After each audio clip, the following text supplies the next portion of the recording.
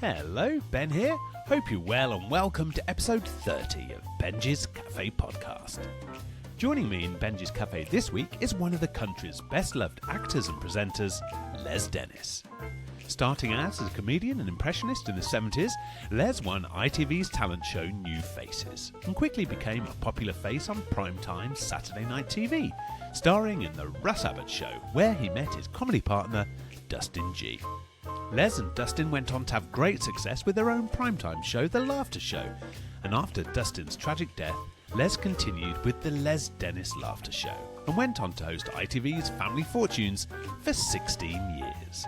In this episode, we discuss the joy Les finds in his family and work and reflect on his 50-year career in show business. In those days, Morecambe and Wise were getting 24 million for their Christmas show. We were getting, 16 million for the Laughter Show, and when I did Family Fortunes, we were getting 16 million viewers on a Saturday night. And I love it that people say, you were part of my childhood. Yeah. It's great. It's just lovely. And when people say, you were part of my Saturday night because we would watch Family Fortunes and Blind Date as we were getting ready to go out on a Saturday night. Les continues to work as an actor and presenter from Coronation Street to the Royal Shakespeare Company, from MasterChef to the English National Opera, and is currently starring in the UK tour of Ghost. Phew, I think I need to lie down. He's as fantastic as his wonderful career. Welcome to Benjy's Cafe podcast, Les Dennis. Good morning, Les. How are you? Morning, Ben. I'm good. Have I done all that? Have I really done all that? Yeah, and look at you. You're looking bloody great. I love the link MasterChef to the National Opera. I don't think anybody said that to me before. Les, it's so great to chat to you. You're on tour at the moment in Ghost in Cheltenham. How's that going? Are you having fun? It's a great show. It's a lovely, lovely show. I do so little in it. I've got 5 minutes in the first half and 5 minutes in the second half. I spend more time in my dressing room than I've ever spent. I play Hospital Ghost. If you remember the film, you're surprised that I'm not playing Sam, aren't you? Or Les, yeah, I was ready for a big soft rock ballad to end the interview. Forget it. Right, that's it. It's over. No, I played the hospital ghost that Sam, when he's murdered and he can't accept the fact that he's looking at his own dead body and he's watching the whole thing unfold. He's in the hospital and there's a ghost there that tells him he's dead. So I tell him in a lovely song called You Gotta Let Go Now. And I tell him there's a tag on your toe now, you're cold now, my man, you died, but I sing it. So, but it's a lovely part. And then in the second act, I play the banker when Oda May, who of course was played wonderfully by Whoopi Goldberg in the film, and in our version is played by wonderful Jackie Dubois. She goes along to the bank, and I play the banker there. That we have a lovely comedy scene there when she's drawing out 10 million. So it's a wonderful show to do, and I'm having a ball. Amazing. And touring life, it's a tough old schedule, isn't it? Do you have any little routines in place to help you get through a working week on tour, Les? I have a little sleep between shows on the floor. If I haven't got a lovely comfy chair, and I don't get star dressing room, so I'm usually tucked away in dressing room 5 with about 5 bucket chairs that you can't even put together to make a bed. So I have my little sleep on the floor. The glamour of show business, Ben. It's funny, isn't it? Likewise, in Panto, I'm asleep under the desk, and it is just, if only people knew. It's crazy, isn't it? Yeah. 2 shows a day in Panto, 12 a week. It's crazy, isn't it? Yeah, it's bonkers, isn't it? Especially now. I mean, you played Dame, haven't you, of course? But this is my second year coming up as Dame. They're long days, aren't they? And likewise on tour, they're long weeks, really, aren't they? Yeah, and I had a friend, Kenneth Allen Taylor, who did Dame for years, and he said, what, you don't take your make off between shows? And I go, no, I don't. I'm not putting all that slap on twice. I'll refresh it. When I did The Addams Family, I thought, am I really going to sit in makeup for 2 hours to put a bald cap on? No, I'll shave my head. Because I was playing Uncle Festus. For the 6 months I shaved my head, and it was really liberating. absolutely liberating. I had some new hair put in over a year ago, Les. But before that, I had no hair. So kind of in lockdown, I did decide just to shave it. And it was like, I was like the world's tallest Midlands-based Telly Savalas lookalike, I'd say. So when you say you had hair put in, what is that? That's remarkable, whatever you've got there. Yeah, well, it's brilliant. Kind of like confidence thing for years, especially in the business, Les, and you know what? It's kind of crazy that it's kind of grown through. Great. And the nuts thing about that, not only is it that give me a bit of nice little confidence boost for casting, self tapes, and all the rest of it, but on the back of that, Les, I had to stop boozing for 4 weeks because it thins the blood, and I was like, what? But on the back of that, I've just knocked alcohol on the head. Started to feel absolutely brilliant. I'm doing the October, what is it? Sober October. Sober October or Stoptober, whatever you call it. Yeah. Right now, and I'm 3 days in, and I'm like, it's boring. But, I woke up this morning thinking, I wasn't up before the alarm. I slept properly. Yeah. And I went, this is new. So that's good. Honestly, it's crazy. My sleep just went through the roof. I was like, bloody hell. And energy, anxiety, a bit of career anxiety that I would have, and life anxiety, of course, just dissipated. And just this newfound energy. So, like a real life changer and a catalyst for being alcohol free. But good luck with Sober October. Honestly, you'll be flying. And I think you'll find, especially during the end of a performing week, your energy levels will be like, so good, really? So good for you. You'll be flying. The end of a performing week, I'm usually getting in the car at the end of 2 shows on a Saturday night, and then driving from. Well, this week it'll be Cheltenham, but last week it was Bournemouth. So Bournemouth home up to the northwest is a long way, and then you get in and you go, fancy a glass of wine, and you think, hang on, what am I doing? It's 1:30 in the morning. Why am I going to do that? So hopefully. I'll get home on a Saturday and go, hang on, Sunday. I've got Sunday off. October. There you go. My birthday's in a couple of weeks. I've got that to navigate as well. Well, weirdly, it's kind of made me a bit more sociable. It's kind of crazy. All the benefits of it. It's been completely mind blowing. So it's good. But kudos to you, Les. It's fantastic. Yeah. Well, Les, I've sort of known of your work for years, of course, but I first met you. You were in Hairspray at the Coliseum with the powerhouse Michael Ball and a certain little pocket rocket that I know very well, Rita Simons, and we had a ball. We still have a WhatsApp group. The name of it we can't mention, but we were such a unit, the three of us. And on my wall, I've got a great photo of the three of us sat in the wings, and I've got my character Wilbur in the second act puts on that kind of the glasses and the little that little moustache and nose and glasses to disguise himself. And the three of us had just sat there backstage in a miserable shop, which is hilarious. Again, the glamour of show business, the three of us. I know. But she loved it, and what a fantastic show. And you were so great in that part, Les, and also the part you played previously, of course, hadn't you? Yeah, I had played it before with Michael and Brian Connolly and Mickey Stark. Had 3 different Ednas, totally different Ednas. And then we got the chance to do it at the Coliseum, and we had such a great time. And because it was just as we were coming out of COVID, nobody could go into dressing rooms. We had to all be separated. Even when the three of us are sat together backstage, the chairs are kind of miles apart from each other. But we all had a great time. And Rita and I used to leg it to the train station, get on the tube home separately. So we'd get on the train and go as far as we could together. And then we just great. Yeah, well, she loves you, Les, and she sings your praises. And she used to love those kind of debriefs on the tube home. I think you should have your own series, Rita and Les, the Tube Diaries or something like that. Yeah. Absolutely. But honestly, what I'm really interested, your performance, like there was a potential with any kind of musical roles, I think, especially in that genre of musical, to kind of go to the extreme and make your roles a slightly caricature. But it was so, not to sound like, God, I sound like the guy in the Actors Workshop with the I should have a black roll neck on, a little goatee. But it was so nuanced and real, Les, and I just want you to know that I thought you were absolutely brilliant. Oh, thank you so much. That's really lovely. When I first did it, I had just been working in Panto with Henry Winkler. My God. And I was saying to him, I said, I'm playing Wilbur in Hairspray. He said, it's a great part. Wilbur's just the best part.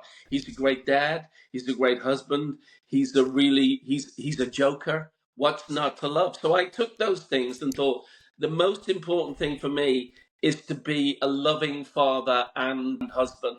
And having Lizzie B as my daughter, and then having Michael as Edna as my wife, it was just a joy, and it could bring hope. That's nice that you said it was nuanced. I didn't want to be this kind of caricature. Yeah, it was fantastic, and the audience loved it. It was coming out of that time, wasn't it? Just at the back end of COVID, wow. and honestly, the energy in the audience. Like, I'm sure you do, Les. My goodness, but I hope you all realise just how happy you were making people. Honestly, the buzz was wonderful. The ovation at the end. Michael had to. If he hadn't stopped it, it would have gone on all night. People were just so thrilled to be back in the theatre, and for the first, I think 3 or 4 weeks, we had to only have 1,000 people in a 2,000 seater. So people were sat separately. They were told to wear masks. So we were worried that we wouldn't get the reaction, but it was phenomenal. And then when we went to full audiences, the ovation was incredible, and it was lovely too. It was a joy. I mean, that's what we want. It's like food and drink to us, and we were getting more than food and drink. We were getting a banquet there. Yeah, well, I wore a mask, Les, when I came to watch, and I think somebody thought I was Michael Crawford in Phantom of the Opera. But honestly, it was a wonderful night at the theatre, which I just love, and thousands do, of course. And then what I also admire, Les, I was like, my God, it's like, do you have like a spinach protein shake for breakfast every day? Rita came home one night. I was like, how's everyone? She's like, oh yeah, Les is he's rehearsing for HMS Pinafore for the English National Opera. I was like, what? Your stamina, where do you get that from? You literally went from Hairspray straight into that, but the contrast, but the energy to do that, like, fair play. Yeah, I mean, we were literally rehearsing, and I found myself on the longest tube ride. I was going from 3 Mills in the East End to get to theatre get to Leicester Square tube station, and then I was getting on that tube with Rita at the end of Hairspray to go home to Highgate. Then I was staying in Highgate, and then the next morning doing that all over again. So it was crazy, but you know what it's like in this business. I got this role of Sir Joseph and thought, well, I'm working with the English National Opera. Yeah. This is something way out of my comfort zone. I've got to go for it. And Cal McChrystal, the brilliant director, was making it a hilarious, kind of almost panto-esque version of Gilbert and Sullivan.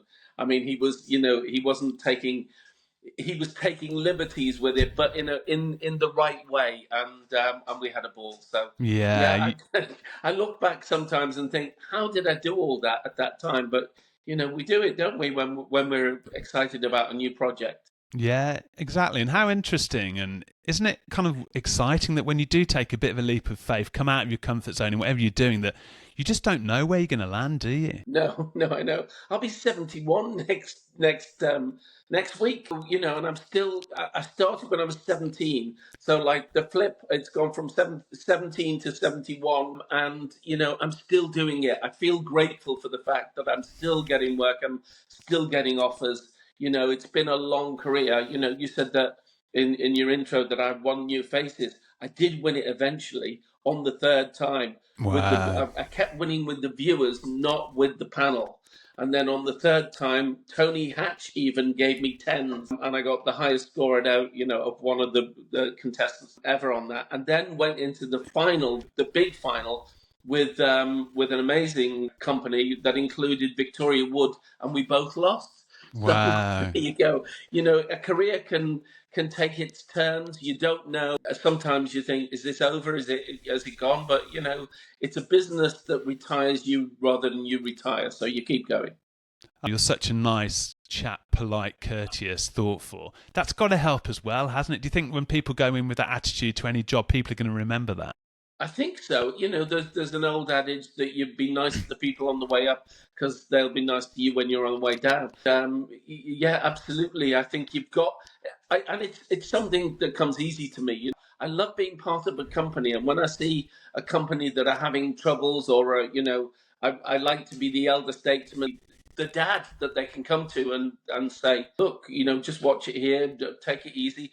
8 shows a week in a musical is probably one of the most exhausting things to do, except for me when I've got 5 minutes one act and 5 minutes the other. But sitting in your dressing room can be as exhausting. I sit there watching Netflix, but at the same time, Claire's on to me to say, start writing the second volume of your autobiography. So, and Tom, my youngest, is like, I wasn't in the first one, so I feel a duty, even if I'm, whether anybody will publish it, I don't know, but no, I should just write it for them. Was it a nice experience writing the first volume, Les? Did you feel you got something from that process? I did, yeah. It was kind of cathartic, because you think, can I remember much about my life? And you just find once you start writing a story, something else will trigger from something else. And I loved writing about the early days with Dustin, about writing about my my childhood, and it was amazing how many things I didn't think I could remember, and suddenly they came up. And I mean, I lost my mum in 1977; she was 51. Then I lost my dad in 1982; he was only 65. So I had a lot of distant memories about my childhood with them, but they all came through, and it was amazing. It was lovely, and I wrote it longhand, and I wrote it longhand, and my wife, Claire was my fiance then. Well, I don't think she was my girlfriend then. We hadn't committed, and she found out more about me than she ever would afterwards. I think it's lovely that you wrote it longhand, though. I think there's something lovely about that. I don't think enough people... I mean, I've never kept a journal or a diary, but I think I kind of regret not doing that more often in my career. We've just moved up to Liverpool, and what a fantastic city. You were born here, you started your career here, but it's like a hotbed of music, comedy, theatre, and how lovely to have your formative years in a career, in that environment. You must have learned so much from those smaller clubs. Absolutely. I started doing the working men's clubs while I was still at school. My mum had worked in a factory, Lucas Aerospace, and one of her colleagues was a constant secretary at one of the clubs in Liverpool, Nor Green Social Club. And he gave me my expenses to do 10 minutes in between all the other club acts. And I just loved it and thought, this is where I want to be. I had a Saturday job at the time that was paying me £1, and he gave me £2 in expenses for 10 minutes. I thought, hello, this will do. But I loved it. And I just loved a Liverpool audiences are great because they will give you a chance. They'll heckle, and they'll be the funniest hecklers if they don't like what you're doing. But they'll also heckle you if they do like what you're doing. But, working those clubs at the beginning was a great grounding. And, of course, I got to meet Jimmy Tarbuck, Ken Dodd, heroes of mine, and became friends with them, which was lovely. That must have been wonderful, and you must have learnt so much from them as well. Were you on the same bill as them some nights as well? I did my first summer season with Tarby, and I was going into theatre, and he said, "You're used to the clubs, lad. Let me show you how to do this." He said, "You've got 12 minutes now, and whereas before you had to fight to get." He said, 12 minutes in a theatre is a lot easier than 12 minutes in a club, because in a club the people are chatting. They maybe they haven't seen each other all week. They're getting together and they are sussing you out as to whether they think you're funny. So it might take you 12 minutes to get an audience, whereas in the theatre, you've only got 12 minutes, so you better get it. You better grab them straight away. But they're there for a different reason. They're there to watch the show only. So he was a great teacher, and Doddy, of course, was just fantastic. He was wonderful. He used to call me young juvenile. Yeah, young juvenile. And he gave me tax advice. Doddy gave me... Honestly, he gave me tax advice. I said to him once about I was going away and I was staying in professional digs with the show business landladies, all that stuff. And he said, "You don't want to do that, young man. Stay in a nice hotel. Comes off your tax."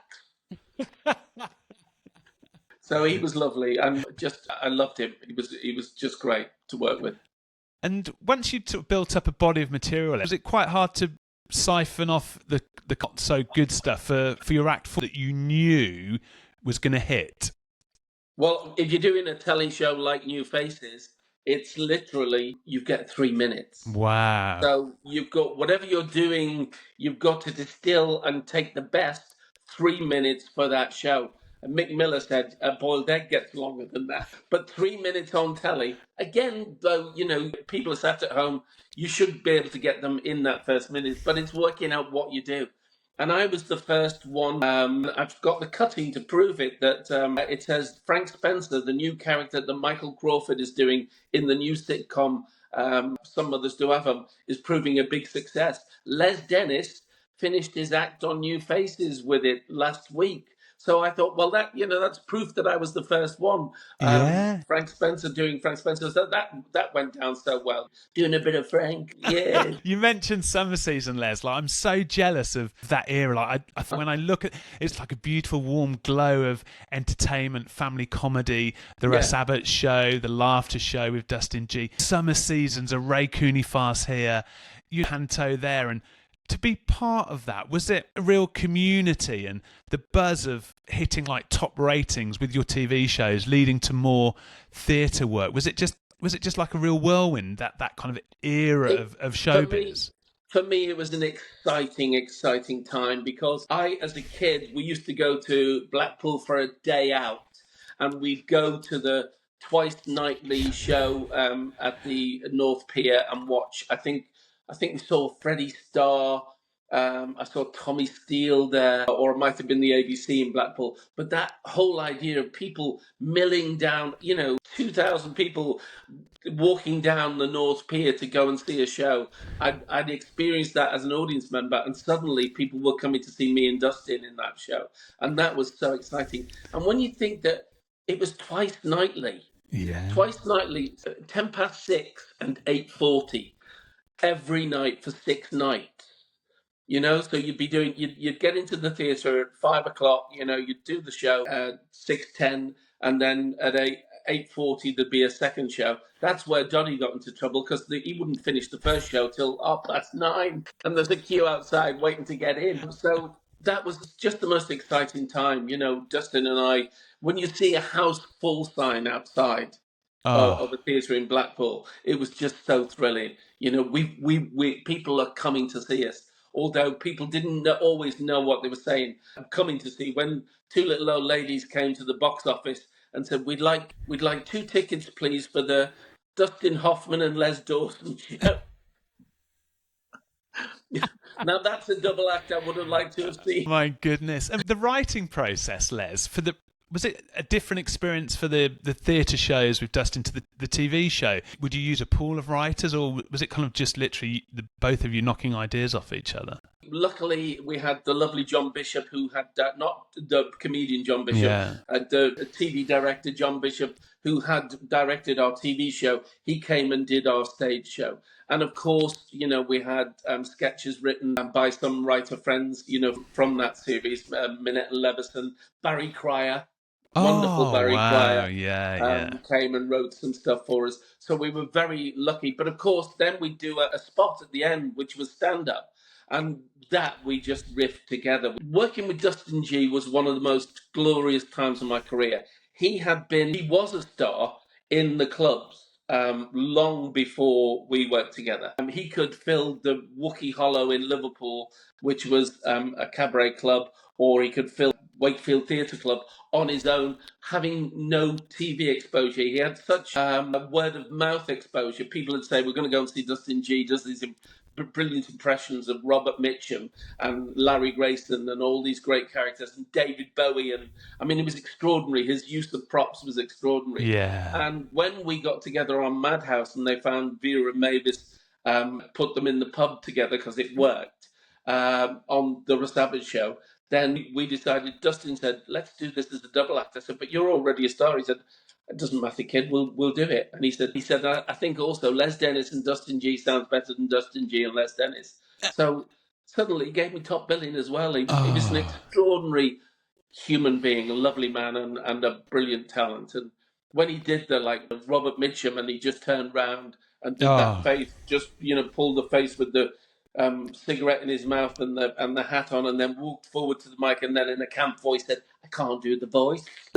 It was just joy. I think of him to this day. In fact, we were in Southport pantomime when he collapsed, and was in a coma for 2 days and died in Southport.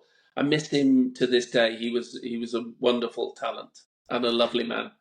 Oh, just hearing you talk about working with him, and I can still remember some of those sketches, Les, and you brought so much joy to people, and like it generally gives me such a warm glow. Like, sadly, I wasn't too close to my father, but likewise, he loved that genre of comedy, and we sadly lost him last week. He'd been poorly for a long time. It was that lovely feeling of sitting down with your loved ones, watching just being made to laugh and chuckle, and you entertain millions, Les. Like, you must be so proud of that. It's beautiful. Well, at that time, of course, you would sit down as a family to watch it because you had no option. You couldn't record it. You couldn't pre-record it and, watch it later. And you didn't have more than 4 channels to watch at that time. So everybody on a Saturday night, people talk now about getting 2-3 million viewers, and we've got a success. In those days, Morecambe and Wise were getting 24 million for their Christmas show. We were getting, 16 million for the Laughter Show. And when I did Family Fortunes, we were getting 16 million viewers on a Saturday night. So I do love the fact that, kids now, when people come up to me and they're chatting to me, their kids are stood puzzled, watching, thinking, who's this? Some of them... When I did Coronation Street, suddenly the kids would be like, "Oh, it's that guy! It's Michael! It's Gail's husband!" Or even last year, for the briefest time that I was in Strictly, kids were like, "That's that old guy from Strictly." But generally, they're puzzled as people come up, and I love it that people say, you were part of my childhood. Yeah. It's great. It's just lovely. And when people say you were part of my Saturday night because we would watch Family Fortunes and Blind Date as we were getting ready to go out on a Saturday night. And you just said that you weren't that close to your dad, but you had a connection. Something like that was the connection you had. Yeah, that's so true, Les. I also used to watch a lot of comedy with my grandpa. I remember he had one remote control. I think it literally just had one button on, literally 3 channels. I remember 1984, we were watching, I think it was Sunday night at Her Majesty's, or Live from Her Majesty's, Live of course. From Her Majesty's. The night that Tommy Cooper part. I always remember my grandpa. He thought... I'm sure you've heard this a lot, but he thought it was part of the act. And I can remember his chuckle now. It was like, oh, good old Tommy, when he fell backwards. But you and Dustin were the next act on. Like, we were the next. My goodness, what an experience. How did you navigate that? It was the weirdest. I mean, in the afternoon, I'd worked with Tommy when I was 20 years old on my wedding night. God. Can you believe that? I got married in the afternoon to my first wife, Lynn, in Liverpool. And then I was working at the Shakespeare, and my agent wouldn't give me the night off. No way, Les. It was the Wednesday night in that week of working at the Shakespeare. And all my wedding guests came to watch me work. So, and then watch Tommy Cooper. So I had worked with Tommy when I was 20, and I remember him that night on the Saturday night. He said, "Do you want to come for a drink?" And I was like, Tommy loved to drink. And we sat in the bar after the show and had a drink. He was hilarious. And at the end of the night, he said, "Don't get too funny." He said, and when I said the end of the night, we left about 1 a.m, but Tommy would go on till 6. He was known for it. He just loved it. He loved to drink. When the Live from Her Majesty came round, and I remember you went, "Oh, it's you again." 10 years later. No way. I remember you. You do well, you two. In the afternoon, he did his rehearsal and never did the same thing twice. It was really funny, but we knew he was finishing the act with the cloak, the big cloak that he'd put a big cloak on, and the curtains behind him. He would have, it would be as if he was magically out of the cloak, pulling out first a table lamp, and then step ladders, and then everything would get bigger and bigger out of this cloak. But of course, the prop guy is feeding them through the curtains behind, which was hilarious. But he got to the point where he just put the cloak on to do that routine. And he said to the girl, Sandy, who brought it on, I remember, because she was one of the dancers on the Laughter Show, and he went, "Thanks, love." And as she walked off, he just collapsed to the floor, and she turned around and laughed. Yeah. And then we were in the wings, me and Dustin, Tommy Jr., who was, Tommy's clearly Tommy's son, and David Bell, the producer. And when he collapsed and the audience laughed, David Bell said, "Is that a joke?" And Tommy Jr. said, "My dad has a bad back. He couldn't get up from that." And David Bell just very coolly said, "Cue commercial break, cue music." Alan Ainsworth and his orchestra, that big band sound. And then David Bell, the paramedics rushed on to Tommy, pulled him behind the curtains, but wouldn't move him until the paramedics came. Then David Bell and Jimmy Tarbuck had a conversation on stage, and I remember thinking, well, they'll stop the show. It's live television. They'll cut to the professionals or something, and change the program. We've had to change the program. Something's happened, but they didn't. They said, "Are you lads ready to go on?" Commercial break ended. Jimmy Tarbuck came on again, looking a bit flustered because he loved Tommy, and he said, "Ladies and gentlemen, please welcome Les Dennis," because he knew me from that summer season. And then he blanked, and I had to shout to him, "Dustin Gee," and he went, "I'm Dustin Gee," and we were on. And we were working literally round Tommy because they wouldn't move him. And it was extraordinary. Somehow that night, I think the audience knew something was going on. And they took to us in a way that was the beginning of our story. It was like a whirlwind. I would say it's like the phoenix from the ashes. We were in no way were we as brilliant or as genius as Tommy Cooper, but our star ascended that night in a weird coincidence of that tragedy. Yeah, gosh. And then 2 years later, Dustin that night said afterwards, "That's the way I'd like to go, with my boots on." And he had a condition. He had cardiomyopathy, an enlarged heart muscle. And Dustin always knew he was on borrowed time, but he lived it. We suddenly got the laughter show. We had everything. In fact, the laughter show was recorded. The first one went out and was a big hit, and he was loving it. We were in Southport doing Panto, and on New Year's Eve, he collapsed and then 2 days later died in hospital. So be careful of what you wish for, or don't work with me. Yeah.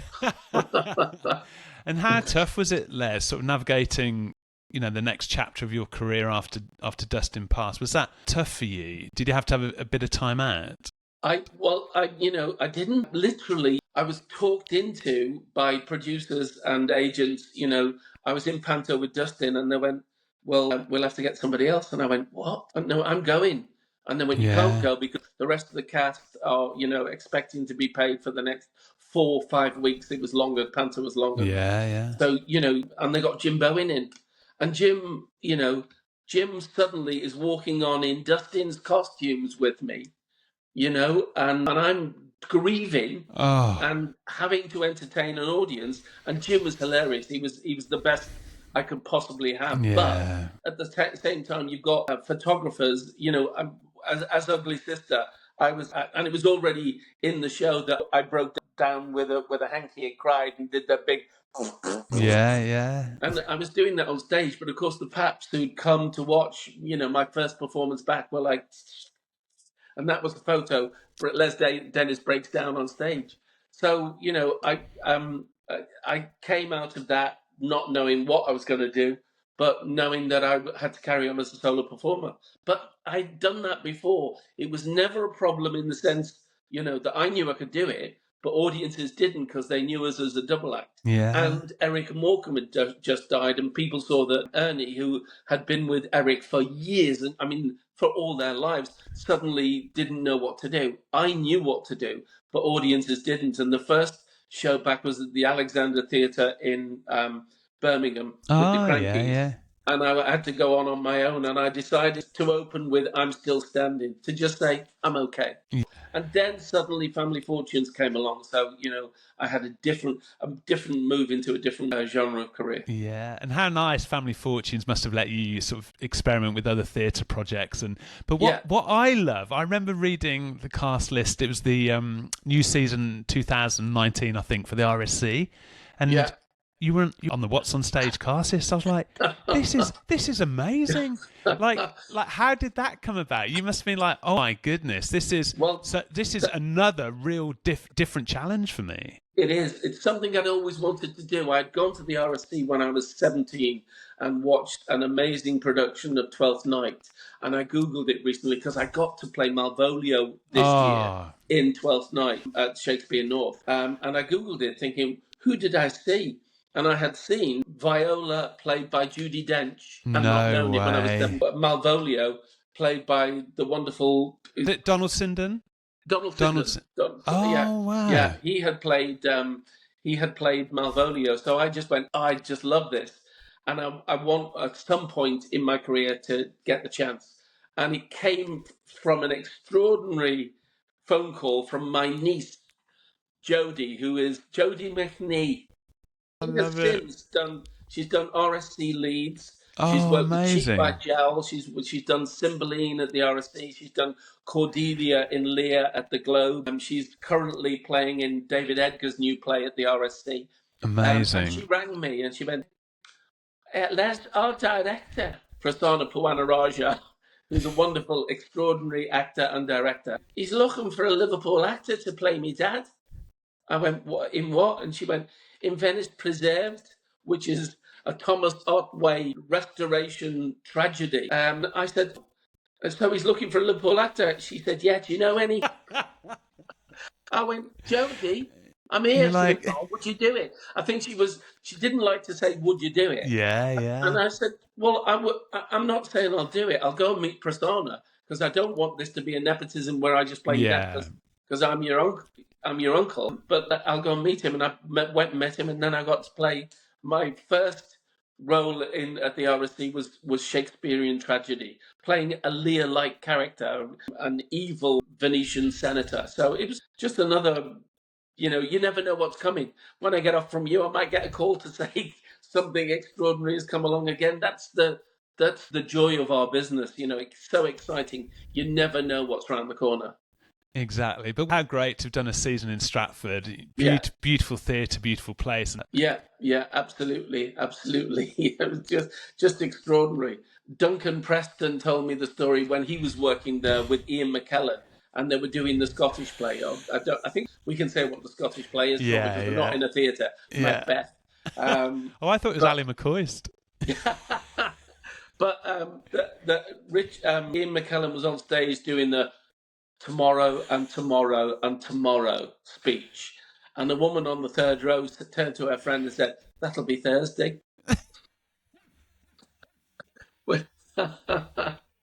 I love those theatrical stories. It's so lovely to chat to you. You've made so many people happy with your wonderful career over many, many years. I just wonder what makes you happy now? Would it just be something quite simple, like a quiet Sunday with your family, a nice walk? Just what kind of makes you think, you know what, life's lovely? I'm really lucky to have. I've got Philip, my grown-up son, from Lynn, my first marriage that we talked about. From we met and married in 1974. Yeah. I've got Philip, who's 44, who is a joy to me, and I have with Claire. We have 2 younger kids. You ask about my energy. I come to work for a rest. I've got Ellie, who's 16, and Tom, who's 13, and my family make me so full of joy. And Ellie has just started college, sixth form college, and is getting on the train on her own and is loving. She was okay at school, but this has just opened up a new world to her. She's doing deep breath. She's doing English, performing arts and drama. Oh dear. Wow. But there you go. Yeah. You worry about them and this career, but I would never stop her from doing any of that. And Tom, last night Tom had been to the auditions for the school play, which is Midsummer Night's Dream. Oh, amazing. And last night the cast list came out and he got Puck. Oh, wonderful. Puck. So these are the joys that come to me, that I can go home on Saturday night and then talk him through, well, they will not take advice from me at all. No, I'll talk to my teacher. They'll tell me what to do. So, but, even so, I think whatever, they have seen what I do and love what I do, and they're very supportive. Eleanor came 6 times to see Twelfth Night.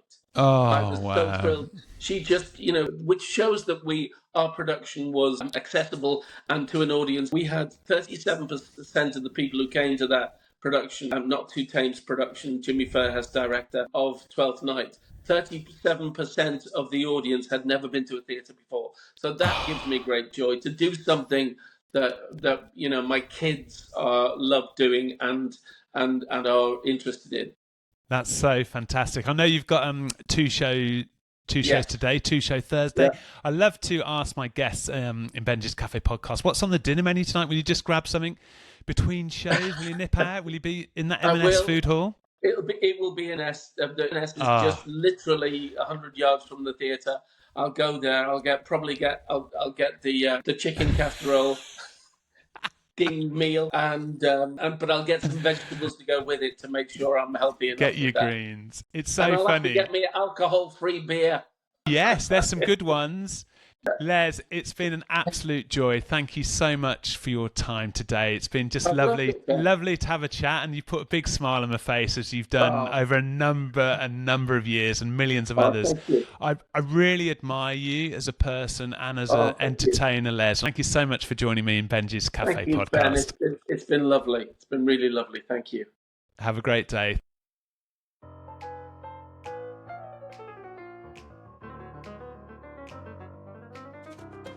Thanks for listening to the wonderful Les Dennis on Benjy's Cafe podcast. What a super chap. Make sure you hit follow so every episode gets sent straight to your phone. Tell your friends, tell your family. And if you can, please leave a review. No booking required, and a brand spanking new episode every Tuesday. Just find us wherever you get your podcasts.